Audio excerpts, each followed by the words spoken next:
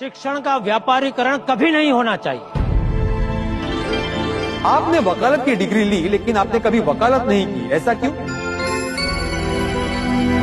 देखिए, सत्याग्रह की लड़ाई दो प्रकार की होती है, एक जुल्मों के विरुद्ध और दूसरी अपनी दुर्बलता के विरुद्ध।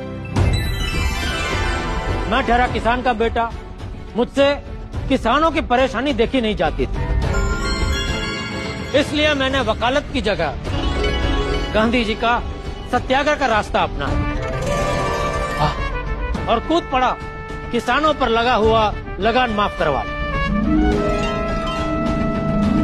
और वल्लभ भाई, बारडोली सत्याग्रह के बाद आप बहुत फेमस हो गए थे, आपको सरदार की पदवी दे दी गई थी। देखिए, हमने जब भी बारडोली का सत्याग्रह किया और उस सत्याग्रह में हमें जीत मिली, तो कुछ महिलाओं ने मिलकर हमें सरदार की उपाधि दी। वल्लभ भाई, आप तो ऐसे अहिंसक आंदोलन में मानते थे, लेकिन जब भारत देश आजाद हुआ उसके बाद कई राज रजवाड़े स्वेच्छा से भारत के साथ जुड़ गए।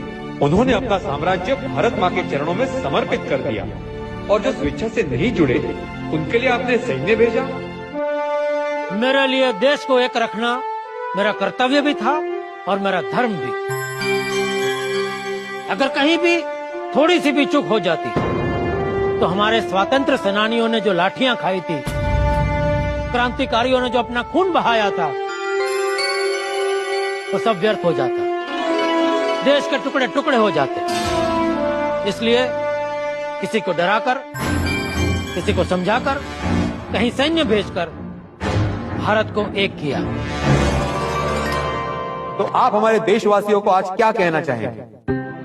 देखो भाई, हमारे देश में भले अलग अलग भाषाएं बोली जाती हो, अलग अलग प्रदेश के हिसाब से अलग अलग रहन सहन हो, लेकिन हमारी विविधता में एकता हमेशा रहनी चाहिए। हमारे धर्म, जाति, भाषा भले ही अलग हो, लेकिन इनके नाम पर कभी झगड़े नहीं करने चाहिए।